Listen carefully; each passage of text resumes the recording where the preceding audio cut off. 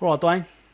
All right, Dan. There's a big push now, isn't there, towards how technology is being used in care. We would just plug in our handy little transmitter. But I reckon you'd be able to scale down support by more than 2 hours. Look how cack-handed that was, Christ. And all it took was a handful of sensors. It looks like, your typical sort of MDS system, but it's got a tech twist. For about 15 seconds, you are physically slapping the bed.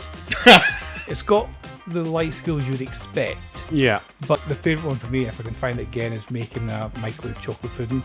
Right, okay. Controversially for me, that's hidden behind the top subscription tier. I think it's quite cool. I like the look of it. It's fairly straightforward and easy to use. It's portable enough, but I mean... You need a big handbag, don't you?